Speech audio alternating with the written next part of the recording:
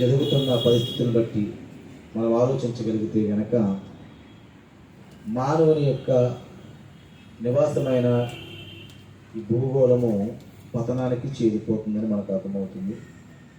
అలాగే యేసుక్రీస్తు వారు ఈ లోకానికి వచ్చి ఆయన తెలియజేసిన మాటల్లో మనం ఆలోచించగలిగితే ఆయన మరలా వచ్చే రాకడానికి కొన్ని సూచనలు ఆయన ఈ సమాజానికి తెలియచేశారు. అవి మన కళ్ళకు కనబడుతున్నాయి ప్రస్తుత కాలంలో మనం ఆలోచించగలిగితే. కాబట్టి ఇవి ఎప్పుడైతే కనబడుతున్నాయో ప్రభువుని నమ్ముకున్న మనము వాటిని బట్టి ఏమై ఉండాలంటే కనుక సిద్ధపడాలి. కానీ ఈరోజు లోకంతో మమేకమై దేవుని పిల్లలుగా బ్రతకవలసిన మనము లోకంతో ఏమవుతున్నామంటే కలిసిపోయి సిద్ధపాటు లేని ఒక నిర్జీవ ఫలముగా మనం మిగిలిపోతున్నాం దేవుని కోసం.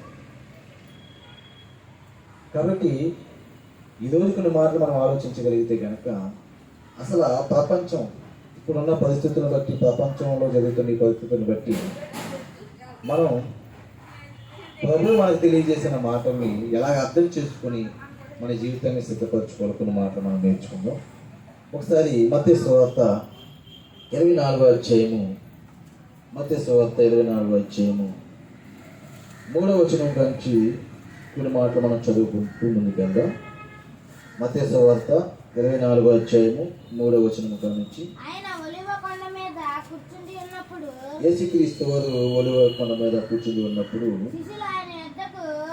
శిష్యులు ఆయన వద్దకు ఏకాంతముగా వచ్చి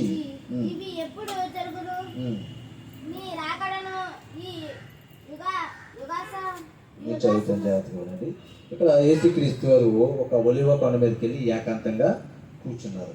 కూర్చున్నప్పుడు అక్కడికి యేసుక్రీస్తు శిష్యులైన వద్దకు వచ్చి ఏకాంతంగా వచ్చారంట. ఎలా వచ్చారు వీళ్ళు? ఏకాంతంగా వచ్చి ప్రభువుని అడుగుతున్న విషయాలు ఏంటంటే, ఇవి ఎప్పుడు జరుగును, నీ రాకడకును ఈ యుగ సమాప్తికి సూచనలు ఏవని మాతో చెప్పమనగా. ఏమని అడుగుతున్నారు? యేసుక్రీస్తు వారు ఒక దేవాలయానికి వెళ్ళారు. అక్కడ కూర్చోక ముందు పైన మనం 2 వచనాల్లో చూడగలిగితే ఆయన ఒక దేవాలయానికి వెళ్ళారు. ఆ దేవాలయానికి శిష్యులు కూడా వెళ్ళారు. వెళ్ళినప్పుడు శిష్యులు ఆ దేవాలయం యొక్క కట్టడ గురించి చాలా గొప్పగా చెప్తున్నారు యేసుక్రీస్తు వారికి. ఈ రాళ్ళు ఎలాంటివో తెలుసా, ఇక్కడ ఎలాంటి రాళ్ళతో ఇది కట్టారో తెలుసా అని చెప్పేసి ఆ మందిరం యొక్క లేదా ఆ దేవాలయం యొక్క గొప్పతనం గురించి యేసుక్రీస్తు వారికి శిష్యులు తెలియజేస్తారు. శిష్యులు తెలియజేస్తున్నప్పుడు అప్పుడు యేసుక్రీస్తు వారు వాళ్ళతో అంటున్న మాట మనం చూడగలిగితే 24వ అధ్యాయం 2వ వచనంలో, అందుకు ఆయన, మీరు ఇవన్నీ చూచుచున్నారు కదా, రాతి మీద రాయి ఒక్కటి ఇక్కడ నిలిచి ఉండకుండా పడద్రోయబడినని మీతో నిశ్చయముగా చెప్పుచున్నానని వారితో నేను. ఒక దేవాలయం యొక్క కట్టడని శిష్యులు తెలియజేస్తున్నప్పుడు యేసుక్రీస్తు వారు ఆ దేవాలయం గురించి ఏం చెప్తున్నారు? వారికి దేవాలయం గురించి ఏం చెప్తున్నారు శిష్యులకి? ఈ దేవాలయం ఎంత గొప్పగా కట్టారు, ఇలాంటి రాళ్ళతో కట్టారని మీరు చెప్తున్నారు కదా, ఆ రాయి మీద రాయి ఒకటి కూడా ఉండకుండా ఏమవుతుందంటే అది పడద్రోయబడుతుంది. ఒకటి ఏదైనా గొప్ప కట్టడం గురించి మనతో చెప్పినప్పుడు మీరు దాని గురించి చెప్తున్నారు, అది ఏమి ఉండదు బాబు, కూలిపోతుంది మనం అన్నానికి ఏమంటారు? ఇదేదో ఇంత మంచి కట్టడం గురించి ఇదేదో అని చెప్పి అశుభం పలుకుతున్నారు అంటారు. కానీ యేసుక్రీస్తు వారు దేవాలయం గురించి ఎందుకు అలా చెప్తున్నారు? యేసుక్రీస్తు వారి గురించి యేసుక్రీస్తు వారు ఎందుకు అలా మాట్లాడారంటే కనుక జరగబోయే విపత్తు, ప్రపంచం మీదకి రాబోతున్న విపత్తులు భవిష్యత్తు జ్ఞానం ఎరిగిన వారు యేసుక్రీస్తు వారు. కానీ వాటి కట్టడలు, వాటి యొక్క వైభవాన్ని మీరు చూస్తున్నారు, కానీ అవి ఎలా ఏమైపోతాయి? శిథిలమైపోతాయి. రాతి మీద రాయి ఉండకుండా అవి పడద్రోయబడతాయి. ఎప్పుడైతే చెప్పారు యేసుక్రీస్తు వారు అంటే ఏదో ప్రపంచానికి ఒక విపత్తు వస్తుంది, ఒక ప్రమాదం వస్తుంది. ఆ ప్రమాదం ఎప్పుడు వస్తుంది? ఎప్పుడైతే ఈ మాట యేసుక్రీస్తు శిష్యులు చెప్పారో అప్పుడు యేసుక్రీస్తు వారు కొండ మీదకి వెళ్ళిపోయి ఏకాంతం ఉన్నప్పుడు ఏం చేస్తారంట? శిష్యులు ఏకాంతంగా వచ్చి అప్పుడు అడుగుతున్నారంట. 3వ వచనం నుంచి ఇప్పుడు మనం చదివింది అదే. ఏమని అడుగుతున్నారు అంటే కనుక, ఏమని అడుగుతున్నారు? ఇవి ఎప్పుడు జరుగును, నీ రాకడకును ఈ యుగ సమాప్తికి నీ సూచనలు మాతో చెప్పమనగా. ఇవో జరుగుతాయి నువ్వు అంటున్నావు, ఈ రాతి మీద రాయి ఉండకుండా పడిపోతావు నువ్వు అంటున్నావు, కాబట్టి ఇవేవో జరుగుతాయి అంటున్నావు నువ్వు చెప్తున్నావు, కాబట్టి ఇవి ఎప్పుడు జరుగును, ఇవి ఎప్పుడు జరుగుతాయి మాకు సమయాన్ని చెప్పు. ఇవి ఎప్పుడు జరుగుతుంది, ఇది ఎప్పుడు కూలిపోతుంది, లేకపోతే ఇది ఎప్పుడు ఓడిపోద్ది అని అడిగినప్పుడు అక్కడ అన్నారు, నీ రాకడకును ఈ యుగ సమాప్తికి సూచనలు మాతో చెప్పమనగా. నువ్వు మరలా వస్తున్నావు కదా, నువ్వు వచ్చే ఆ సూచనలు ఈ యుగం సమాప్తం అయిపోతుంది అంటావు, ఇవేవి ఉండమంటున్నావు కాబట్టి అవి ఎప్పుడు ఇదైపోతే మాతో చెప్పమన్నప్పుడు యేసుక్రీస్తు వారు కొన్ని జాగ్రత్తలు వాళ్ళకి చెప్తున్నారు. అయితే మీరు సూచనలు అడుగుతున్నారు కాబట్టి, మీరు నన్ను అడిగారు కాబట్టి కొన్ని సూచనలు మీతో చెప్తున్నాను. వాటిని బట్టి ఈ యుగ సమాప్తి కానీ నా రాకడ గురించి కానీ మీకు కొన్ని అర్థమైపోతాయని చెప్పేసి కొన్ని సూచనలు చెప్తున్నాడు. ఏం చెప్తున్నాడు చూడండి, 4వ వచనం గురించి. యేసు వారితో ఇట్లనెను, ఎవరును మిమ్మును మోసపరచకుండా చూచుకొనుడి. అనేకులు నా పేదట వచ్చి నేనే క్రీస్తునని చెప్పి పలువురును మోసపరుచుదురు. ఫస్ట్గా జరిగేది ఏంటంట? సూచన, ఒక సూచన చెప్తున్నాడు యేసుక్రీస్తు. ఈ రాకడకును ఈ యుగ సమాప్తికి సూచన ఏంటని అడిగినప్పుడు యేసుక్రీస్తు ఏం చెప్తున్నారు? అనేకులు నా పేదట వచ్చి మిమ్మల్ని ఏం చేస్తారు? మోసం చేస్తారు. ముందుగా మిమ్మల్ని ఏం చేస్తారంటే మోసపరుస్తారు. మీరు జాగ్రత్తగా ఉండాలి. ఎలా వస్తుందంట? ఆయన పేదటే వస్తుందంట. ఎలా వస్తుందని చెప్తున్నాడు? సూచనలండి ఇది. ఏమని చెప్తున్నాడంటే యేసుక్రీస్తు, అనేకులు నా పేదట వచ్చి నేనే క్రీస్తునని చెప్పి పలువురిని మోసపరుచుదురు. మరియు మీరు యుద్ధములను గూర్చి యుద్ధ సమాచారములను గూర్చి వినబోదురు. మీరు కలవర పడకుండా చూచుకొనిడి. ఇంకేమి చెప్తున్నాడు ఇక్కడ? అనేకులు వచ్చి ఆయన పేదట మోసం చేస్తారని చెప్తున్నాడు. యుద్ధముల గురించి యుద్ధముల సమాచారం గురించి మీరు వినబోదురు. కాబట్టి మీరు ఏం చేయాలి? కలవర పడకండి. ఏమన్నాడు? కలవర పడద్దు అన్నాడు. ఎందుకు? ఇవన్నీ ముందుగా జరుగుతాయని ఆయన చెప్తున్నాడు. ఏదైనా యుద్ధం జరుగుతుంది అనుకోండి, ఇప్పుడు ఉక్రెయిన్ యుద్ధం జరుగుతుంది, బాబోయ్ ఏం జరిగిపోతుందని అందరికీ ఆందోళన. అలాగలాగా ఇప్పుడు ఏదో ముదిరిపోయి ఏమవుతుంది? ఏదో పెద్ద విపత్తుకి దారి తీస్తుందని అందరూ కూడా. కానీ యేసుక్రీస్తు ఏమన్నారు? యుద్ధముల గురించి యుద్ధ సమాచారం గురించి మీరు ఏం చేస్తారు? జరుగుతుంది. మీరు ఏం చేస్తారు? మీరు వినబోతారు. యుద్ధాల గురించి మీరు వింటారు, యుద్ధ సమాచారాల గురించి మీరు వింటారు. అవునా? యుద్ధం అక్కడ ఎలా జరుగుతుందో మనం ఏం చేస్తున్నాం? టీవీలో వింటున్నాం లేదా? ఈరోజు యుక్రెయిన్ అలా దాడి చేసింది, ఇలా దాడి చేసింది, లేకపోతే పలానా ఇక్కడ పాకిస్తాన్ ఇలా దాడి చేసేది, వింటున్నావా? అంటే యుద్ధ సమాచారం మనం వింటున్నప్పుడు మనం ఏమవ్వకూడదు? కలవద పడకండి. ఎందుకు కలవద పడద్దు అంటున్నాడంటే కనుక, మరి మీ యుద్ధముల గురించి యుద్ధ సమాచారం గురించి వినబోదురు. మీరు కలవద పడకుండా చూచుకుని ఇవి జరగవలసి ఉన్నవి కానీ అంతము వెంటనే రాదు. వెంటనే రాదు. అంతానికి ముందు ఏం జరుగుతుందంటే కనుక ఇదిగో ఇలాంటి విపత్తులన్నీ జరుగుతాయి. మనుషుల యొక్క జీవితాల్లో తారుమారైపోతూ ఉంటాయి. మానవ జీవితాలు పతనం అయిపోతూ ఉంటాయి. ఎందుకో తెలుసా?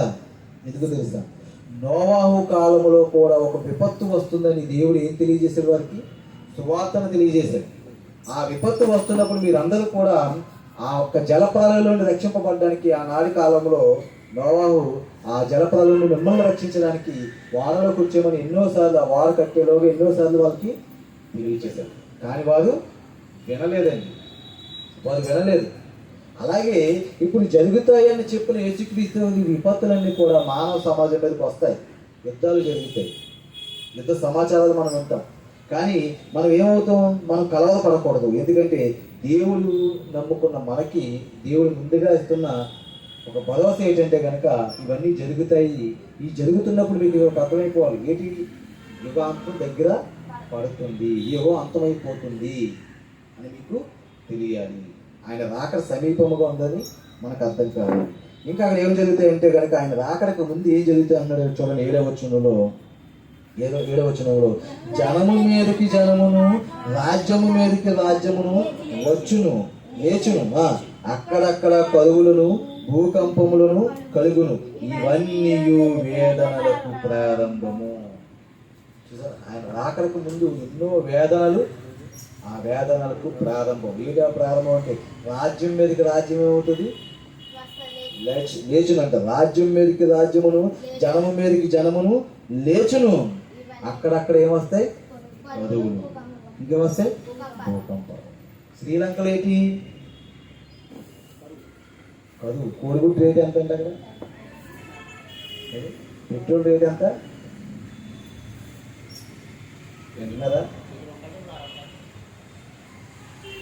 అంటే అక్కడ ఏముందంటే కరువు, అక్కడ కరువు వచ్చేసింది. ఎక్కడ? శ్రీలంకలో, మన పక్క దేశమే. అంటే యేసుక్రీస్తు వారు చెప్తున్న సూచనలు ఇప్పుడు మన సమాజంలో చూస్తున్నాం, మన కళ్ళ ముందు జరుగుతున్నాయి. రాజ్యం మీదకి రాజ్యాలు వేస్తున్నాయి, ఆ దేశం ఈ దేశం కొట్లాడుతున్నాయి. అవునా? ప్రజల్లో ఏమైపోతుంది? నెమ్మది తొలగిపోతుంది, భూకంపాలు జరుగుతున్నాయి, ఇంకా అక్కడక్కడ కరువులు. అక్కడక్కడ ఏం జరుగుతున్నాయి? కరువులు. ఇలాగా యేసుక్రీస్తు వారు తన సూచనకు తెలియచేసిన ఈ విషయాలు మనం జాగ్రత్తగా గమనించగలిగితే కనుక, ఆయన ఈ విషయాలన్నీ ఎందుకు శిష్యులతో చెప్పుతున్నాడు, ఈ విషయాలన్నీ కూడా శిష్యు బృందానికి ఎందుకు తెలియజేస్తున్నాడు అంటే కనుక, ఆనాడు వారు చూసిన ఆ దేవాలయంలో చూసిన ఆ దేవాలయ గొప్పతనం గురించి వారు చెప్తున్నప్పుడు, యేసుక్రీస్తు వారు ఒక్కటి కూడా రాయి మీద రాయి ఉండకుండా పడిపోతుందని చెప్పినప్పుడు, అంటే ఏదో ఒక విపత్తు, ఈ ప్రపంచం అంతం ఏదో జరుగుతుందని వారికి అర్థమైనప్పుడు యేసుక్రీస్తు వారు అడిగినప్పుడు యేసుక్రీస్తు వారు చెప్తున్నాడు ఒకటే, నా రాకడకును యుగ సమాప్తికి సూచనలు ఇవే అని చెప్పి కొన్ని విషయాల వారికి చెప్తున్నారు. ఇంకేమని చెప్తున్నాడు చూద్దాం. ఇంకేమని చెప్తున్నారంటే 10వ వచనంలో 9వ వచనం నుంచి చూద్దాం. చూడండి, ఈ యుగ అంతానికి ముందు జరిగే విషయాల్లో కొన్ని మన సంఘానికి, దేవుని యొక్క సంఘానికి జరిగే విపత్తులు కూడా అక్కడ తెలియజేస్తారు 9వ వచనంలో. అప్పుడు జనులు మిమ్మును శ్రమల పాలు చేసి చంపెదరు, మీరు నా నామమున నిమిత్తము సకల జనుల చేత ద్వేషింపబడుదురు. చూడండి, ప్రభు యొక్క రాకడకు ముందు మనకి ఏం జరుగుతుందంటే, క్రీస్తుని నమ్ముకున్న మనకి ఏం జరుగుతుందంటే, అప్పుడు జనులు మిమ్మల్ని శ్రమల పాలు చేసి చంపుదరు. ఏం చేస్తుంది ఈరోజు క్రైస్తవ్యాన్ని లోకం అంటే కనుక, క్రీస్తుని గురించి ఎత్తి మాట్లాడితే ఏమంటున్నారు? దేవుడు ఉన్న లోకానికి మనం చేరుకోవాలంటే ప్రభువుని యేసుక్రీస్తు అందిస్తే దేవుడు మనకి ఏమి ఇచ్చాడు? రక్షణ భాగ్యాన్ని అనుగ్రహించాడు బాబు. ఆయనే నిజమైన దేవుడు. ఆయన నమ్ముకోకపోతే ఈ యుగంలో మీరు ఏమైపోతారంటే కనుక, దేవుడికి అవిధేయత చూపిన దేవుడి యొక్క ఉగ్రతకు పాత్రలు అయిపోతారు, మీకు నిత్య నాశనానికి వెళ్ళిపోతారని ప్రకటింపబడుతున్న సువార్తను నమ్మకుండా వారు ఏం చేస్తున్నారంటే, ప్రకటించుచున్న వారిని ద్వేషిస్తున్నారు, చంపేస్తున్నారు. ఏం చేస్తారండి? చంపేస్తున్నారండి. చెట్టు కడేసి కథలతో కొడుతున్నారు. సువార్త ప్రకటిస్తానికి వెళ్తున్న స్త్రీలని ఇష్టం వచ్చినట్లు మాట్లాడుతున్నారు. ఇవన్నీ ఎప్పుడు జరుగుతాయి అంటే కనుక, ఇదిగో నా రాకడకుని యుగ సమాప్తికి సూచనలుగా సంఘం పడే ఒక శ్రమను కూడా యేసుక్రీస్తు వారు అక్కడ తెలియజేస్తారు. అప్పుడు జనులు మిమ్మల్ని నిందించి శ్రమల పాలు చేసి చంపెదరు, మీరు నా నామము నిమిత్తము సకల జనుల చేత ద్వేషింపబడుదురు. సకల జనుల చేత కూడా ఏమవుతుందంట? సంఘం ద్వేషింపబడుతుంది. ఇంకా తెలియజేస్తున్నాడు ఆయన. ఇంకేమన్నాడంటే, అనేకులు అభ్యంతరపడి ఒకరినొకరు అప్పగించి ఒకరినొకరు ద్వేషించురు. ఎక్కడ జరుగుతాయి? ఇప్పుడు సమాజంలో జరుగుతున్న ప్రమాదాలు చూశారు. తర్వాత సంఘం కూడా ఎలా మారిపోతుందో చెప్తున్నారు. సంఘంలో ఉన్న సభ్యులు ఎలాగైపోతారంటే కనుక, ఏం చేస్తారంట? అనేకులు అభ్యంతర పడిపోతారు. అభ్యంతరాలు వస్తాయి. దేనికి అభ్యంతరాలు? వాక్యానికి ఎలాంటి అభ్యంతరాలు వస్తాయంటే కనుక, అనేకలు అభ్యంతర పడి ఒకరినొకడు అప్పగించి ఒకరినొకడు ద్వేషించురు. ఏమవుతుంది ఇప్పుడు? ఒకరినొకరు ద్వేషించుకుంటున్నారు. ఒకరి పట్ల ఒకరికి సమాధానం లేదు. నాకేదో అతని పట్ల అభ్యంతరాలు కనబడతాయి, ఆయన చేస్తున్న బోధ పట్ల అభ్యంతరాలు కనబడతాయి, ఆయన చేస్తున్న పద్ధతులు అభ్యంతరాలు కనబడతాయి. అంటే చివరికి వచ్చేసరికి దేవుడు ఏర్పరచుకున్న జనము కూడా ఏమవుతుందంటే కనుక, మోసపోవడానికి సిద్ధపడిపోతారు. ఇంకా చెప్తున్నారు, అభ్యంతరములు కలుగును, ఒకరికొకరు అప్పగించుకుంటారని చెప్పేసి ఒకరికొకరు ద్వేషించుకుంటారని చెప్తూ 11వ వచనంలో అంటున్నాడు. అనేకులైన అబద్ధ ప్రవక్తలు వచ్చి పలువురును మోసపరచుదురు, అక్రమం విస్తరించుట చేత ఇంకేమవుతుందంట, అనేకుల ప్రేమ చల్లారిపోయింది. ఏ ప్రేమ అయితే లోకానికి చూపిద్దామని దేవుడు అనుకున్నాడో ఆ ప్రేమ అనేకులైన అక్కమక్క నడత వల్ల ఏమైపోతుంది, చల్లారిపోతుంది. అంటే యేసుక్రీస్తు భవిష్యత్తుని ఎదిగిన యేసుక్రీస్తు వారు జరగబోయే విపత్తుని చెప్తున్నారు. జరగబోయే లోకంతానికి ముందు జరిగే మనుషుల యొక్క విధానాన్ని చెప్తున్నారు. మనుషుల యొక్క జీవిత విధానం ఎలా పతనం అయిపోతుందంటే, ఏ ప్రేమనైతే లోకానికి చూపిద్దామని దేవుడు అనుకున్నారో ఆ ప్రేమ ఏమైపోతుందంట, అనేకులైన అబద్ధ ప్రవక్తలు వచ్చి పలువురిని మోసపరచుదరు, అక్రమము విస్తరించుట చేత అనేకుల ప్రేమ చల్లారిపోతుంది. ఏ ప్రేమ అయితే మనం కలిగి ఉన్నామో ఆ ప్రేమ మనలో ఏమైపోతుంది, చల్లారిపోతుంది. దాని గురించి ఒక్కసారి మనం చూడగలిగితే కనుక తిమోతికి రాసిన పత్రికలో చెప్తున్నాడు,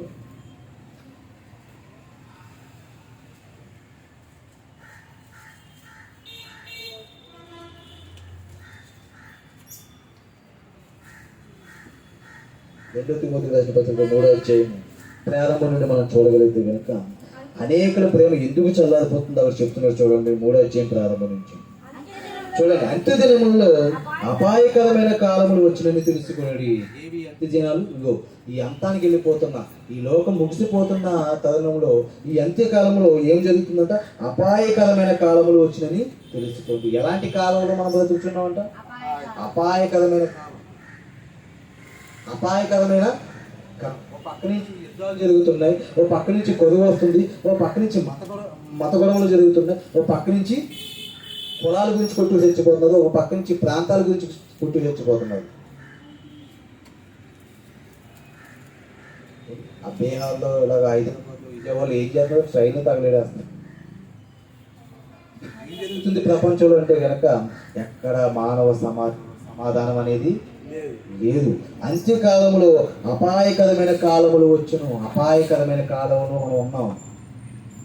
ఎలాంటి కాలంలో మనం జీవిస్తున్నాం, అపాయకరమైన కాలములు వచ్చినని తెలుసుకోండి.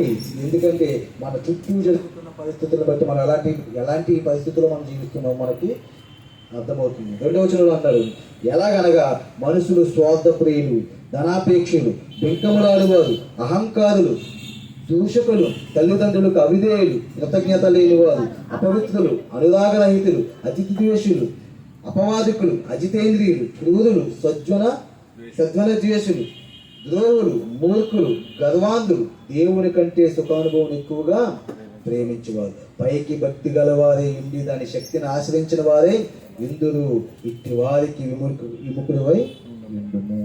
చూడండి ఎలాంటి అపాయం ఉందంటే, చుట్టూరు మనుషులందరూ కూడా మనం ఎలా అనుకుంటున్నాం, ఆడి మంచోడు, ఈడు మంచోడు, ఈడు గొప్పడు, ఆడు గొప్పడు అని చెప్పుకుంటున్నాం. కానీ ఎలాంటి వాళ్ళు ఉన్నారంటే మన చుట్టూ, ఇప్పుడు మనమే ఎలా ఉన్నామంట అంటే మన చుట్టూ ఉన్న వాళ్ళు మనం అలా లేవనుకోకండి. ఇందులో కొన్ని గుణాలు మనకు ఉన్నాయి, కొన్ని లక్షణాలు మనకు ఉన్నాయి. మనము కూడా మన పొదుగు వారికి అపాయకరంగా ఉన్నామేమో. ఒకసారి చూడండి ఎలాంటి వారు ఉన్నారంట, ఎలాగనగా మనుషులంట స్వార్థ ప్రియులు. మనుషులు ఏమొచ్చేసింది, స్వార్థం వచ్చేసింది. మనుషులు స్వార్థ ప్రియులు, ధనాపేక్షలు, ధనాన్ని ఎక్కువగా ఇష్టపడేవారు. ఆ ధనం కోసం అయిన వారిని కూడా చంపుకోవడానికి, అయిన వారిని కూడా విడిచిపెట్టుకోవడానికి సిద్ధమైపోతున్నారు. ధనం ఎక్కువైపోయింది, స్వార్థం ఎక్కువైపోయింది. బెంకములాడువారు, అహంకారులు, దోషకులు, తల్లిదండ్రులకు అవిధేయులు, కృతజ్ఞత లేనివారు, అపవిత్రులు. ఇలాంటి వారి మధ్య నువ్వు ఉండవు తిమోతి. కాబట్టి నువ్వేమవ్వాలంటే కనుక, ఇలాంటి వారి మధ్య నువ్వేమవ్వాలంటే కనుక అట్టి వారికి నువ్వు విముఖులువై అర్థమవుతుందా? మనిషిని చూస్తుంటే, కాలాన్ని చూస్తుంటే మనం ఎలాంటి కాలంలో ఉన్నాం అర్థమవుతుందా? విపత్తులు చూస్తుంటే ఎలాంటి విపత్తుల మధ్య మనం భక్తి జీవితాన్ని కొనసాగుతున్నాం మనకు అర్థమవుతుందా? పైకి ఎలా ఉన్నదంటే సమాజం, భక్తి గలవారే ఉండి దాని శక్తిని ఆశ్రయించిన వారే ఉందురు. అందరం భక్తులమే. కానీ ఆ భక్తుల్లోనే ఎవరున్నారంట, ధనాపేక్షలు ఉన్నారంట, ఆ భక్తుల్లోనే స్వార్థప్రియులు ఉన్నారంట, ఆ భక్తుల్లోనే సజ్జన ద్వేషులు ఉన్నారంట, ఆ భక్తుల్లోనే తండ్రికి తల్లిదండ్రులకు అవిధేయులైన వారు ఉన్నారంట. అదే భక్తులను అనుసరిస్తూ బెంకములాడు వారు ఉన్నారు, అదే భక్తులను అనుసరిస్తూ అపవిత్రులుగా బ్రతికేవారు ఉన్నారు, అదే భక్తులను అనుసరిస్తూ అజితేంద్రులు, క్రూరులు, సజ్జన ద్వేషులు. భక్తులనే క్రూరత్వం. పైకి ఒకటే భక్తి వేసాన్ని చూపిస్తున్నాం, కానీ మనలో ఉన్న స్వభావాన్ని చంపుకోలేదు. పైకున్న భక్తి వ్యాసాన్ని చూసి నువ్వు మోసపోకు తిమోతి. వారి స్వభావాన్ని, వారి క్రియలు నువ్వు గమనించు. అలాంటి వారికి ఏమైపోయి ఉండాలి? విముఖుడివై ఉండు. అంత్యకాలంలో జరిగే ప్రమాదాలు యేసుక్రీస్తు వచ్చి చెప్పారు. అక్రమం విస్తరించడం వల్ల అనేకుల ప్రేమ చల్లారిపోతుంది. వీళ్ళు ఎవరికైనా ప్రేమ ఉంటుందండి? ఉంటుందా? అలాంటి ప్రేమ లేని లోకం మధ్య దేవుని ప్రేమను కలిగి జీవించడం అంటే ఎంత అపాయకరమైన కాలంలో మనం ఉన్నాము. పౌలు గారు తిమోతికి తెలియజేస్తారు, బింకమలాడేవారి మధ్య నువ్వు ఉన్నావు కాబట్టి నువ్వు ఏమవ్వాలంటే కనుక అట్టి వారికి విముఖుడివై ఉండుము. అట్టి వారికి నువ్వు ఏమై ఉండాలి? విముఖుడివై ఉండుము అని చెప్తూ 6వ వచనం 7వ వచనం అంటున్నాడు. పాపబాధితులై నానా విధములైన దురాశల వలన నడిపింపబడి ఎల్లప్పుడూ నేర్చుకొనుచున్నను సత్య విషయమైన అనుభవ జ్ఞానము ఎప్పుడూ పొందలేని అవివేక స్త్రీల యొక్క ఇండ్లలో చొచ్చి. చూడండి, ఎల్లప్పుడూ కూడా నేర్చుకుంటాం మనం. ఎల్లప్పుడూ కూడా నేర్చుకున్నాం వాక్యాన్ని. ఎల్లప్పుడూ వింటున్నామా? వింటలేదండి. ఆదివారం అంటే గుడికి వెళ్తాం, ఆరాధనలో పాల్గొంచుకుంటాం. మరి శుక్రవారం ఆరాధన పెట్టుకుంటాం, లేకపోతే ఎక్కడైనా సభలంటే ఆరాధన పెట్టుకుంటాం, గృహ కోడికలు పెట్టుకుంటాం. వాక్యం కోసం సెమినార్ల కింద తరగతుల కింద ఎన్నో పెట్టుకుంటాం కదా సభలు. మరి ఇంత వాక్యాన్ని నేర్చుకుంటూ ఉన్న వాక్యాన్ని వినేసి వెళ్ళిపోతే మనకు అనుభవం అవుతుందండి. వాక్యాన్ని ఏం చేయాలంట? వాక్యాన్ని కలిగి మనం నడుచుకుంటే సత్య విషయమైన అనుభవ జ్ఞానం. ఈ విషయము సత్య విషయమైన అనుభవ జ్ఞానం మనకి ఏం చేస్తుందంటే కనుక మనల్ని ఏం చేస్తుంది? ప్రభు విషయమే, ప్రభు రాకడ విషయమే మనల్ని సిద్ధపరుస్తుంది. కానీ ఎల్లప్పుడూ నేర్చుకుంటున్నాను. ఎలా ఉన్నదంటే పాపబతులై నానా విధములైన దురాశల వల్ల నడిపింపబడి. పైకి భక్తి వేసమే కానీ పాపం వల్ల మనం నడిపింపబడుతున్నాం. లేనిపోయిన దురాశలన్నీ మనలో ఉన్నాయేమో ఒకసారి చూడండి. దేని గురించి నువ్వు ఆశిస్తున్నావు? దేని గురించి నీ మనసును నడిపించుకుంటున్నావు? దేని విషయంలో నీ మనసును సమ్మతిస్తున్నావు? అసలు ఆలోచించగలిగితే కనుక ఎలా ఉన్నదంట? దురాశల వల్ల నడిపింపబడి ఎల్లప్పుడూ నేర్చుకునిచున్నాను. ప్రతిసారి మనం ఎన్నో మాటలు వింటున్నాం. ప్రతిసారి ఎన్నో వాక్యాలు మనకు గద్దిస్తున్నాయి. ప్రతిసారి మన యొక్క నడకలను, మన చూపులను, మన యొక్క ప్రవర్తనని సరిచేయడానికి అవి మనల్ని, మన యొక్క హృదయాన్ని ఏం చేస్తాయి? గద్దిస్తూ ఉంటాయి. మనం ఎల్లప్పుడూ నేర్చుకుంటున్నప్పటికీ మనం ఏం చేస్తున్నామంట? సత్య విషయమైన అనుభవ జ్ఞానము ఎప్పుడూ పొందలేని అవివేక స్త్రీలు. పోడుస్తున్నాడు. అవివేకమైన స్త్రీలు ఎలా ఉంటారంటే కనుక వింటారు కానీ వారి యొక్క ప్రవర్తనని మార్చుకోరు. కాబట్టి ఆలోచించగలిగితే కనుక యేసుక్రీస్తు వారు చెప్తున్నారు, ఆయన రాకడకును యుగ సమాప్తికి సూచనకుని చెప్తున్నారు. ఎందుకంటే ఆ సమయానికి సంఘం, లేకపోతే సంఘంలో ఉన్న మనము, ప్రభువుని ఆనుకొని ఉన్న మనము ఎలాంటి పరిస్థితులు ఎదుర్కొంటామంటే కనుక అనేక మందితో ద్వేషింపబడతాం. కానీ దేవుడికి ఒక ప్రణాళిక ఉంది, దేవుడికి ఒక ఉద్దేశం ఉంది. ఆయన ఏర్పరచుకున్న పిల్లలు మళ్ళీ చెదిరిపోకుండా ఆయన కాపాడుకోగలి ముందుగా తెలియజేసిన విషయాలు బట్టి మనం ఏం చేస్తున్నారంటే దేవుడు హెచ్చరిస్తున్నాడు ఈ మాటల ద్వారా.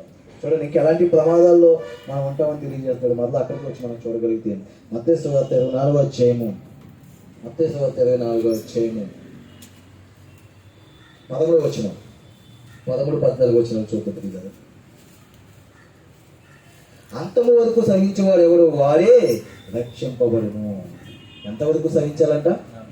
అంతము వరకు కూడా సహించేవాడు ఎవడో వారే రక్షింపబడును. మరియు మరొక విషయం తెలియజేస్తాడు, మరియు ఈ రాజ్య సువార్త సకల జనులకు సాక్షాత్తమై లోకమందంతటా ప్రకటింపబడును.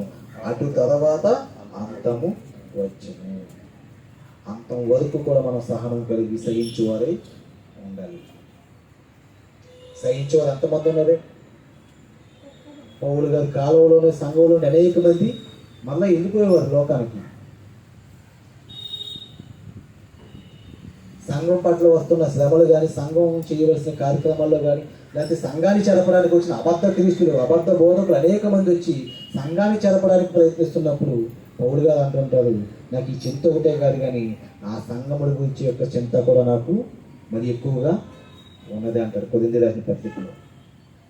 ఆయన కలుగుతున్న శ్రమల వల్ల ఆయనకి బాధ కాదు కానీ సంఘం చెడిపోతుంది, లేకపోతే సంఘం ఏమైపోతుంది? విచ్ఛిన్నమైపోతుంది. ఎవరికి వారి సొంత బోధనని ప్రలోభించుకుంటూ క్రీస్తుని ఏం చేస్తున్నారంటే వారి నుండి దూరంగా వెళ్ళిపోతున్నారు. కాబట్టి ఇక్కడ మనకు తెలియజేస్తున్న విషయాలు మొదటి మనం చూడగలిగితే కనుక అలా కిందకు వస్తే కనుక ఇంకేమంటాడంటే కనుక 24వ వచనంలో అబద్ధ క్రీస్తులను అబద్ధపు ప్రవక్తలను వచ్చి సాధ్యమైతే ఏర్పరచబడిన వారిని సైతము మోసపరచుటకై గొప్ప సూచక్రియలను మహత్కార్యములను చూడండి. ఏం చేస్తారంటే ఇక్కడ అబద్ధ క్రీస్తులను అబద్ధ ప్రవక్తలను వచ్చి సాధ్యమైతే ఎవరిని ఏర్పరచబడిన వారిని. దేనికి ఏర్పరచబడిన వారిని? దేవుడు ఎవరిని పిలుచుకున్నాడు, ఎవరిని ఏర్పరచుకున్నాడు అంటే ఇంకో మనల్నే. పరలోకానికి మనల్ని ఏర్పరచుకున్నాడు, ఆ పరలోకానికి మనల్ని పిలుచుకున్నాడు. అలా పిలుచుకుని ఏర్పరచుకున్న మనల్ని ఏం చేస్తారంట? సాధ్యమైతే ఏర్పరచబడిన వారిని సహితము మోసపరచుటకై ఏం చేస్తారో గొప్ప సూచక క్రియలను మహత్కార్యములను కనపరిచెదరు. ఇదిగో ముందే నేను మీతో చెప్పి ఉన్నాను. యేసుక్రీస్తు ముందుగా చెప్తున్నాడు. అంతే దినాల్లో ఏం చేస్తారు అంటే కనుక సూచక్రియలు చేస్తారంట, ఇంకా మహత్కార్యాలు చేస్తారన్నాడా కనపరుస్తాడన్నాడా? ఏమన్నాడు అక్కడ? చూడండి ఏమన్నాడు, మళ్ళీ చదువుదాం. సాధ్యమైతే ఏర్పరచబడిన వారిని సైతము మోసపరచుటకు గొప్ప సూచక్రియలను మహత్కార్యములను కనపరిచెదరు. చేసేవి కాదేవి, కనపరిచేవి. అర్థమవుతుంది? మనకంతా చేసినట్టుగానే ఉంటుంది, కానీ అవి వాస్తవానికి జరిగినవి కాదు. విజయసేన మీరు చూసుకుంటారు, అవునా? అంటే కనికట్టు చేసేవారు. మనకి ఒకసారి మన ఆనంద కళాకేంద్రంలో పెట్టారు, ఏనుగును మాయం చేస్తానండి. తాజ్మహల్ కూడా మాయం చేస్తాడు. నిజంగా మాయం చేస్తారా? కనపరిచాడు అంతే. అలాగా మన దృష్టికి అలా అనిపించింది, కానీ వాస్తవానికి అది అలాగా జరిగేది కాదు. అలాగే యుగ సమాప్తిలో కూడా ఏర్పరచబడిన వారు కూడా ఎలాంటి వాటికి లోబడిపోతారంటే మన కళ్ళ ముందు బాబు నేను అద్భుతం చేశానంటే నీ దగ్గర ఏదో దేవుని శక్తి ఉంది, లేకపోతే ఈయనే క్రీస్తు వారు, లేకపోతే ఈయనే చివరిగా వచ్చిన క్రీస్తు సంబంధి. ఎవరి పేరుతో మోసం చేస్తున్నారు? అనేకులు వచ్చి నా పేరుతే, ఎవరి పేరుత? నా పేరుతో వచ్చి మిమ్మల్ని మోసపరుస్తారు. ఎలాంటి మోసాలు చేస్తారంటే కనుక చూచి క్రియలు మహత్కార్యాలు కనపరుస్తారు. అలా కనపరిచినప్పుడు సత్యాన్ని తెలుసుకొని వాక్యాన్ని చేత పట్టుకుని దేవుడి యొక్క గొప్ప ప్రేమను ఎరిగిన నీవు అలాంటి మోసపూరితమైన ఆ యొక్క క్రియలకు, లేదంటే వారు చేసే సూచక క్రియలకు, లేకపోతే వారు చేసే మహత్కార్యాలకు, వారు కనపరిచే వాటిని బట్టి మళ్ళీ నీ భక్తి జీవితాన్ని అలాంటి వైపు నువ్వు మళ్ళించుకుంటే కనుక నువ్వు మోసపోతున్నావు. దీని గురించి పౌలు కూడా హెచ్చరిస్తున్నాడు. యేసుక్రీస్తు ఏదైతే చెప్పాడో అవన్నీ కూడా పౌలు మరలా సంఘానికి తెలియచేశాడు. ఇందాక అంత్యకాలంలో ఎలాంటి వారు వస్తారు, అక్రమం ఎలా హెచ్చరిస్తుందో మనం చదివినప్పుడు తిమోతిని హెచ్చరించాడు.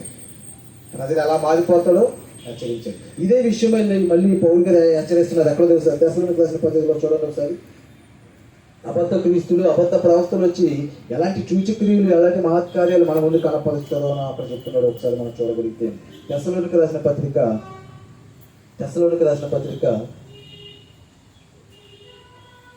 2వ పత్రిక 2వ అధ్యాయము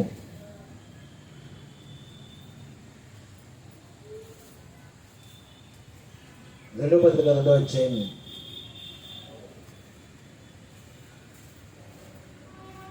7వ వచనం ఒకసారి చూద్దాం.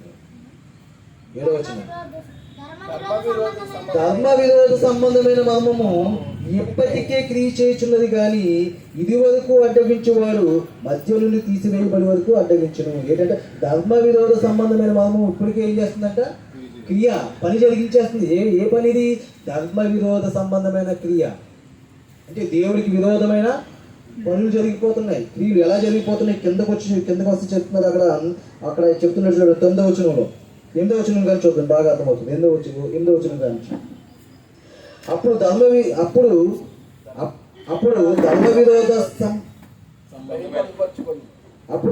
విరోధేనా? 8వ వచనం అప్పుడు ఆ ధర్మ విరోధి బయలుపరచబడును. ప్రభువైన యేసు నోటి ఊపిరి చేత వారిని సంహరించి తన ఆగమన ప్రకాశం చేత నాశనము నాశనం. చూడండి, యుగ సమాప్తిలో ఏం జరుగుతుందంటే యేసుక్రీస్తు వారు వచ్చినప్పుడు ఏ ధర్మ విరోధి అయితే ధర్మానికి విరోధంగా, అంటే మనం నమ్ముకున్న వాక్యానికి విరోధంగా సూచనలు మహత్కార్యాలు చేస్తాడు, వాడిని ఎలా నాశనం చేస్తాడంట? తన నోటి ఊపిరి చేత నాశనం చేస్తాడంట. కానీ వాడు ఎలా నాశనం చేస్తున్నాడు, ఎలా మోసం చేస్తున్నాడో 9వ వచనంలో చెప్తున్నాడు చూడండి. నశించుచున్న వారు తాము రక్షింపబడుటకై సత్య విషయమైన ప్రేమను అవలంబింపకపోయేది కనుక. ఎవరంటే వీరు సత్య విషయమైన ప్రేమను అవలంబింపకపోయేది అంటే సత్యాన్ని నమ్మక, సత్య విషయంలో దేవుణ్ణి ఎరగక. చూడండి, అక్కడ చెప్తున్నారు కిందకి, వారు నశించుచున్న వారు తాము రక్షింపబడుటకై సత్య విషయమైన ప్రేమను అవలంబింపకపోయేది కనుక వారి రాక అబద్ధ విషయమై సమస్త బలముతోను. చూడండి, వాని రాక ఎలా ఉందంట? ఎవరు ఆ వాని రాకంటే? ధర్మ విరోధి, దేవుడి స్థానాన్ని దొంగిలించాలనుకునేవాడు, అబద్ధ క్రీస్తు. ఏం చేస్తాడంట వాడు ఏం చేస్తున్నాడంట? చూడండి, అవి చెప్తున్నాడు, వాడి రాక అబద్ధ విషయమైన సమస్త బలముతో. చూడండి, వాడి రాక ఎలా వస్తుందంట? సమస్త బలముతోను నానా విధములైన సూచక్రియలతోను. యేసుక్రీస్తు అన్నారు, అనేకమైన సూచక్రియలను మహత్కార్యాలు మీకు కనపరిచి మిమ్మల్ని ఏం చేస్తారు? మోసం చేస్తారు. ఏర్పరచబడిన వారిని సైతం ఏం చేస్తారు? మోసం చేస్తారు. ఇంకో ధర్మ విరోధి ఏం చేస్తున్నాడంట? నానా విధములైన సూచక్రియలతోనూ మహత్కార్యములతోనూ దుర్నీతిని పుట్టించు సమస్త మోసముతోనూ నశించుచున్న వారిలో సాతాను కనపరచు. ఎవరు కనపరిచేది? అది ఏం కనపరుస్తున్నాడు సాతాను? సూచక్రియలంట, మహత్కార్యములంట, దుర్నీతిని పుట్టించు సమస్త మోసమును నశించుచున్న వారిలో సాతాను కనపరచు బలమును అనుసరించి ఉండును. సాతాను కనపరిచేది. దేవుడు ఏం చేశాడు గొప్ప క్రియలంటే కనుక మనకి అపోస్తుల కార్యాల్లో ఒక చక్కటి సంగతి మనకు తెలుసు. అపోస్తుల కార్యాల్లో 8వ అధ్యాయంలో యేసుక్రీస్తు గారు ఈ లోకానికి తన యొక్క ఉన్నతమైన జ్ఞాన సంగతులు అందించిన తర్వాత, ఆ తర్వాత యేసుక్రీస్తు వారు వెళ్ళిపోయిన తర్వాత శిష్యులు ఆయా ప్రాంతాలకు వెళ్ళి సువార్తను అందిస్తున్నప్పుడు ఫిలిప్పు అనే ఒక గొప్ప శిష్యుడు, ఎవరు? ఫిలిప్పు. ఆయన సమరయ ప్రాంతానికి వెళ్ళి సువార్త ప్రకటిస్తున్నప్పుడు ఆ సమరయ ప్రాంతంలో ఎవరున్నారంట? ఒక గారడి వారు ఉన్నారు. మనం చెప్పుకున్నాం కదా, జరగనివి జరిగినట్టుగా చూపించే గారడి వారు. ఆ గారడి వారి గురించి ఆ ప్రజలు ఏమనుకుంటున్నారో ఒకసారి చూడండి. ఇలాంటి సూచక్రియలు కనపరిచే వారిని ప్రజలు ఏమనుకుంటారో ఒకసారి మనం అవగాహన చూడగలిగితే కనుక 9వ వచనం, 8వ అధ్యాయం 9వ వచనం. అపోస్తుల కార్యాలు 8వ అధ్యాయం 9వ వచనం. అపోస్తుల కార్యాలు చూడండి, అక్కడ ఆ సమరయ ప్రాంతంలో సీమోను అనే ఒక మనుషుడు లోగడ ఆ పట్టణంలో గారడీ చేయుచు తానెవడో ఒక గొప్పవాడని చెప్పుకొనొచ్చు సమరయ ప్రజలను విభ్రాంతి పరచుచుండెను. వాడు చేస్తున్న ఆ సూచక్రియలకు, వాడు చేస్తున్న ఆ గారడీలకు అక్కడ ఉన్న ప్రజలు ఏమయ్యారంట? విభ్రాంతి నొందారంట. విభ్రాంతి అంటే ఆశ్చర్యపోతున్నారు. ఏమవుతున్నారు? ఆశ్చర్యపోతున్నారు. అంటే ఎలా టీ చేస్తుంటే ప్రజలకి ఏమవుతుంది? ఎలా టీ చేస్తుంటే ఏమవుతుంది? పెద్ద పెద్ద బాబాలు పుట్టుకొచ్చేసారు కదా, ఏం చేస్తున్నారు? ఇలా చెయ్యి ఈ బుద్ధి రాశిలో బొట్టు రాస్తుంటే ఈ బొట్టు రాయడం చూసి ఒక 100 మంది వెనకాల వచ్చేస్తున్నారు. వేల మందిలో ఉంటారు ఆల్రెడీ గార్డెన్ చేసి. ఇక్కడ నోట్లో నుంచి ఇంత శివలింగా తెస్తుంటే ఏమైపోతున్నారు? అక్కడ ఎంతమంది ఉంటారు? వాళ్ళు చేసే మోసాలని చెప్పి ఎవరో వాళ్ళు ఎవరండి? హేతువాదులు. వాళ్ళు చేసే మోసాలన్నీ కూడా ఇలాంటివని చెప్పేసి ఒక టీవీ 9లో వారు పెట్టి ఒక ప్రోగ్రామ్ పెట్టి వారు కూడా ఏం చేశారు? నోట్లోంచి శివలింగాన్ని తీయడం, విభూతిని తీయడం, నిమ్మకాయకి వస్తే ఎర్రగా అయిపోవడం, ఇలాంటివన్నీ కూడా వీళ్ళు ఎలా చేస్తున్నారని కనికట్టన్నీ కూడా బయట పెట్టారు. అయినా మరి ఇప్పుడు ఏం చేస్తారు? ప్రజలు వెళ్ళ మానేస్తున్నారా? లేదండి, మోసపోతున్నారు. ఎందుకు మోసపోతున్నారంటే కనుక దేవుడి యొక్క సత్యాన్ని నమ్మదు లోకం. దేవుడి యొక్క సత్యాన్ని నమ్మడానికి ఇష్టపడదు. కానీ ఆనాటి కాలంలో వారు సీమోను ఒక గాలిని వాడిని ఏం చేశారంటే వాడు చేసే క్రియలకి విభ్రాంతులు ఉండేదంట. అలాంటిటప్పుడు దేవుడు చేస్తున్న వాస్తవ వాళ్ళు ఏంటో తెలుసా, అక్కడ ఉన్న వారిని ఆ పిలుపు అనేక సూచక్రియలు చేసి ప్రభులోకి నడిపించాడు. కానీ ఇప్పుడు అలాంటి సూచక్రియలు లేవు. ఆనాడు చనిపోయిన వారు బ్రతికారు, ఆనాడు కుష్ఠరోగుల్ని శుద్ధి చేశారు, ఆనాడు కుంటివారిని నడిచేలా చేశారు, ఓచ చేయగల వారికి మంచి చేలుచ్చేలా చేశారు. ఇప్పుడు అలాంటివి చేస్తున్నారా? ఇప్పుడు కనపరుస్తున్నారు. కనపరచడం అంటే ఏం చేస్తున్నారు? ఇప్పుడు కుష్ఠరోగి స్వస్థత రావట్లేదు, మరి ఏం చేస్తున్నారంటే లోపల ఉన్న గడ్డ కరిగిపోతుందంట. అది ఎవరికి కనబడుతుంది? ఆ సభల కాడ గేట్లు కూడా ఆడిపోయి కుష్ఠుడు ఉంటాడు. అది ప్రతి సభకి అక్కడ ఉంటాడు కనుక వాడికి ఎప్పుడు కుష్టిపోదు. నిజంగా అక్కడ స్వస్థతలు జరుగుతున్నాయి అంటే కనుక ఇది ఏం చేయాలి?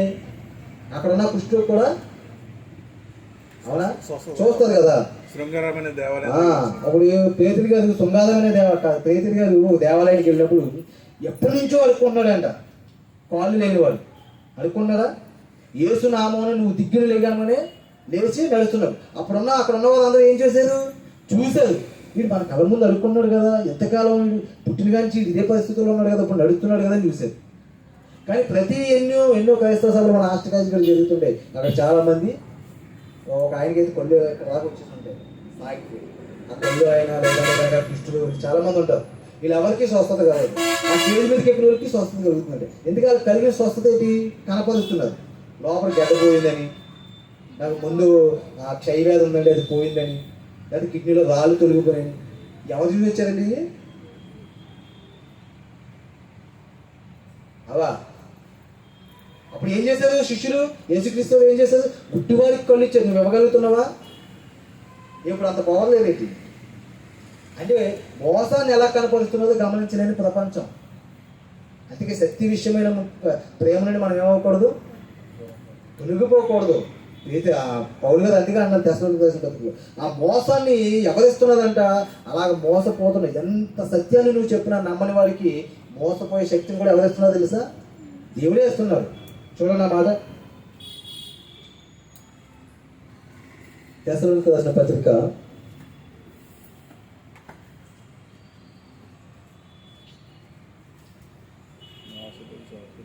10వ అధ్యాయం 10వ పత్రిక 2వ అధ్యాయం 10వ. దుర్నీతిని పుట్టుచు సమస్త మోసముతోను నశించుచున్న వారిలో సాతాను కనపరచు బలమును అనుసరించి యుండును. ఇందుచేత సత్యమును నమ్మక, చూడండి ఇప్పుడు చెప్తున్నాడు దేవుడు, సత్యమును నమ్మక దుర్నీతి యందు అభిలాష గల వారినందరూ శిక్షావిధి పొందుటకై అబద్ధమును నమ్మునట్లు మోసము చేయు శక్తిని దేవుడు వారికి పంపుచున్నాడు. సత్యాన్ని నమ్మడం మానేసి దుర్నీతి చేత ఏమవుతున్నదంట? సత్యమును నమ్మక దుర్నీతి యందు అభిలాష గలవారు. అభిలాష అంటే ఇష్టం గలవారు.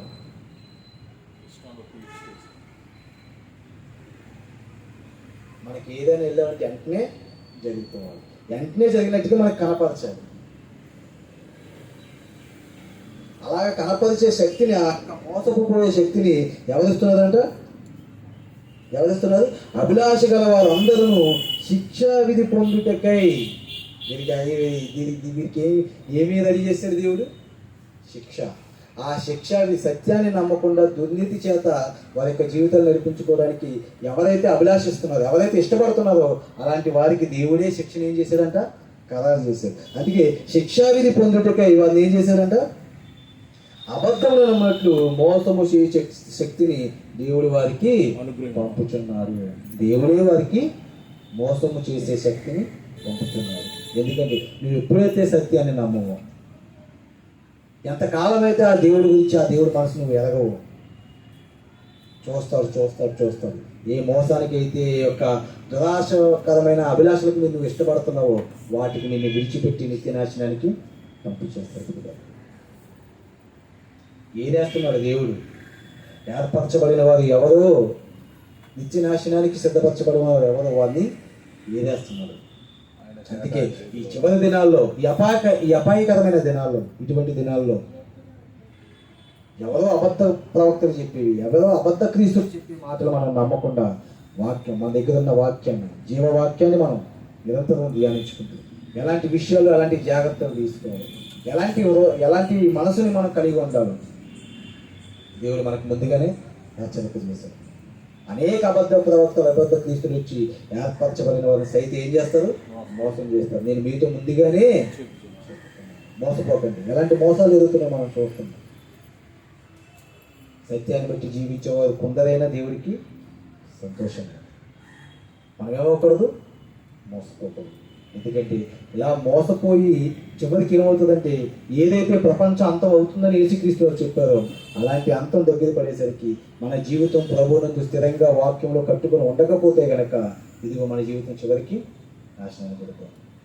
ఇలా ఒకసారి ప్రపంచ విపత్తు జరిగినప్పుడు ఏం జరిగిందో దాన్ని ఉదాహరణగా చెప్తే యేసుక్రీస్తు వారు అన్నారు, నోవాహు దినాల్లో ఎలాగ జరిగినో మనిషి కుమారుడి దినాల్లో కూడా అలాగే జరుగుతుంది అంటే. చివరిగా మాట చెప్పి నేను ముగించేస్తాను. మత్తయి సువార్త 25వ అధ్యాయము. క్రీస్తు రాకడకి సిద్ధపడి ఉండవలసిన మనము ఎలా ఉండాలో చివరికి మాట చెప్పి నేను ముగించేస్తాను. 33వ వచనం ఒకసారి చూద్దాం. మత్తయి సువార్త 24వ అధ్యాయం 33వ వచనం. ఆ ప్రకారమే మీరు ఈ సంగతులన్నీ జరుగుతూ చూచినప్పుడు ఆయన సమీపముననే ద్వారము దగ్గరే ఉన్నాడని తెలుసుకున్నాడు. ఏ సంగతులు? ఇప్పుడు మనం చదువుకున్న సంగతులన్నీ కూడా కరువులు, ఇబ్బందులు, ప్రపంచంలో జరుగుతున్న యుద్ధాలు, మనుషుల పట్ల ప్రేమ చనిపోయి అక్రమంగా నడుచుకుంటున్న ప్రజల పట్ల మనం వారి మధ్య మనం ఉన్నాం కాబట్టి ఇవన్నీ జరుగుతున్నాం. మీరు ఏం చేయాలంటే కనుక ఆ ప్రకారమే మీరు ఈ సంగతులు జరుగుతూ చూచినప్పుడు, ఈ సంగతులన్నీ జరుగుతూ చూస్తున్నారు కదా, చూసినప్పుడు మీరు ఏం చేయాలంటే ఆయన సమీపం అనే ద్వారము దగ్గర ఉన్నాడని తెలుసుకోండి. ఎక్కడ ఉన్నాడు ఆయన? రావడానికి దగ్గరగా ఉన్నాడు. యేసుక్రీస్తు రాకడ సమీపంగానే ఉంది. అందుకే అన్నాడు ఇవన్నీ జరుగు వరకు ఈ యొక్క తరము గతింపదని నిశ్చయముగా మీతో చెప్పుచున్నాను అని చెప్పేసి కిందకు వస్తుంది అన్నాడు. ఏమన్నాడైతే కనుక 37వ వచనం. నోవహు దినముల్లో ఎలా ఉండెనో మనుష్య కుమారుని రాకడ కూడా అలాగే ఉండెను. చూడండి, ప్రభువా నీ రాకడకు యుగ సమాప్తికి సూచనలు ఏంటంటే చివరిగా చెప్తున్న ఇంటేదో తెలుసా? నోవహు దినంలో ప్రజలు ఎలా ఉన్నారో అలాగే మనిషి కుమారుని రాకడ దినంలో కూడా ప్రజలు అలాగే ఉంటారు. నువ్వు ఎంత చెప్పు వారి యొక్క జీవిత విధానాన్ని మార్చుకోదు. నోవహు 100 సంవత్సరాలు వాడని కడుతూ వారికి ఏం చెప్పారంటే కనుక ఒక జలప్రలయం వచ్చేస్తుందంట, మనల్ని అందరినీ ముంచేస్తుందంట. ప్రభువుని నమ్ముకోండి, లేదంటే కనుక మీరు రక్షింపబడాలంటే వాడలోకి రండి అని ప్రకటిస్తున్నప్పుడు ఎలా ఉన్నదంటే జనులు ఒక్కరైనా వచ్చారండి? ఒక్కరైనా వచ్చారా? నోవహు కుటుంబం తప్ప వాడలోకి ఎవ్వరూ వెళ్ళదు. అందుకే అన్నాడు ఆ యొక్క దృష్టాంతాన్ని ఎత్తి చూపుతున్నాడు యేసుక్రీస్తు.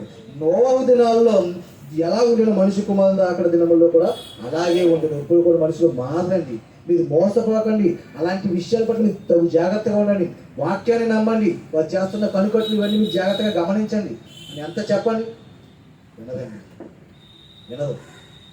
అలాంటి మోసపూరితమైన హృదయాలు కలిగి జీవిస్తున్న ప్రజల మధ్య మనం ఉన్నాం. అలాగండి మనల్ని కూడా వాళ్ళు అప్పుడప్పుడు ప్రేరేపిస్తుంటారు. మనల్ని కూడా మనల్ని ఒకసారి చూడండి, ఒకసారి చూడండి, ఒకసారి నమ్మి చూడండి, ఒకసారి కట్టి చూడండి. చిన్నప్పుడు పిల్లలకు చదువు అనుకోండి, మా ఊళ్ళు ముందు హాస్పిటల్కి వెళ్ళేవారు కాదు, తాడు కట్టండి. మంగళవారం ఆదివారం రాష్ట్రాలు కూడా ఉంటుంది, తాళి కట్టి లైన్ పెద్ద లైన్ ఉంటుంది.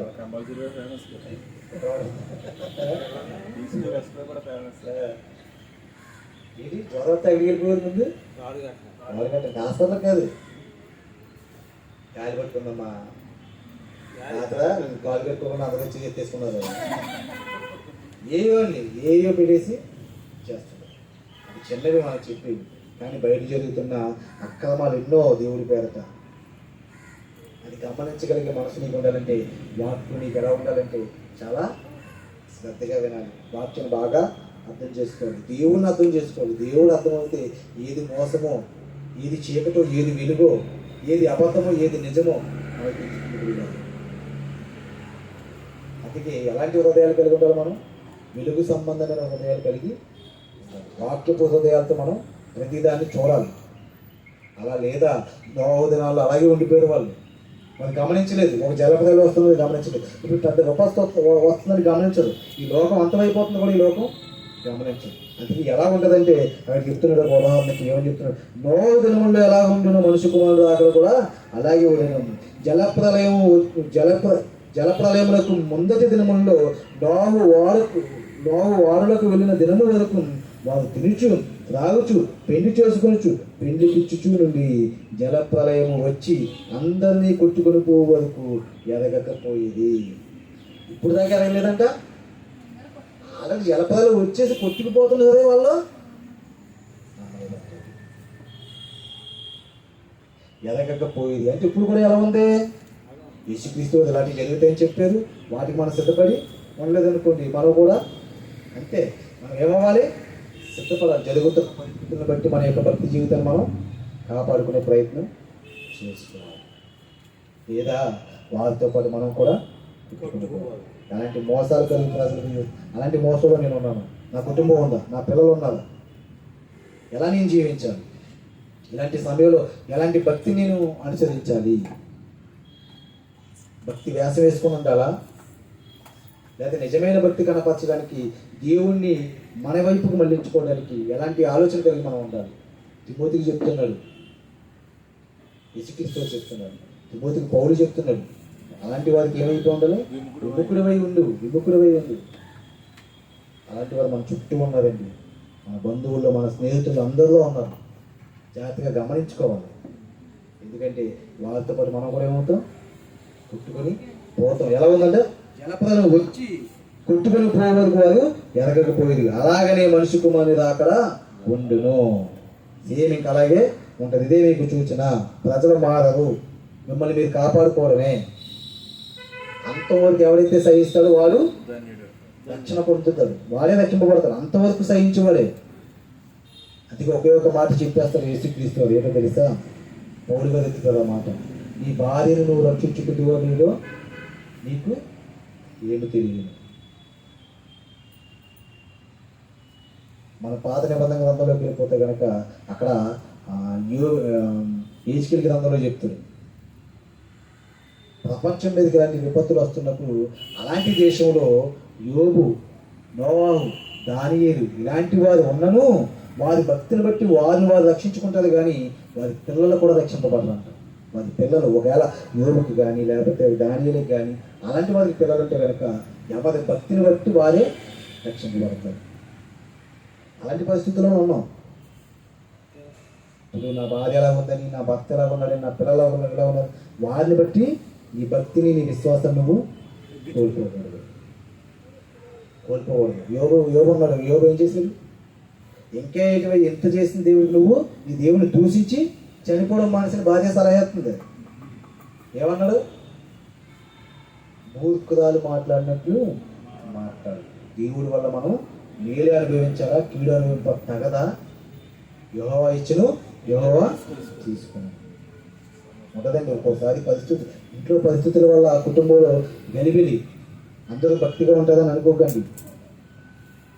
కాబట్టి నీ భక్తి జీవితాన్ని నువ్వే కొనసాగించుకో.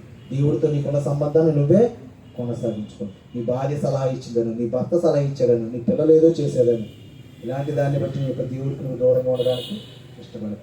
అందుకే పౌలు అంటాడు, ఏమంటాడు తెలుసా?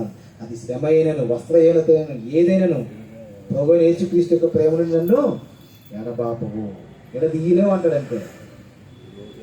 అలాంటి బాండింగ్ మనకు ఉండాలి, అలాంటి నమ్మకం మనకి ఉండాలి. ఎవరో చెప్పారని చెప్పేసి అలాంటి గాలి మాటలకి దేవుని మనం విడిచిపెడితే కనుక మనంత అభిధేయుడు, మనంత మూర్ఖులు ఎవరు ఉండదు కదా. అలాంటి సత్యవాక్యాలు మనం నేర్చుకుంటున్నాం, అలాంటి జీవ గ్రంథాన్ని మనం కలిగి ఉన్నాం. కాబట్టి మన భక్తి జీవితాన్ని ఇప్పుడున్న పరిస్థితులను బట్టి ఎలా కొనసాగించుకోవాలంటే కనుక ఈ యొక్క విశ్వాసము, నీ యొక్క భక్తి జీవితము నువ్వు నేర్చుకుంటున్న సత్యవాక్యం మీద డిపెండ్ ఉంటుంది.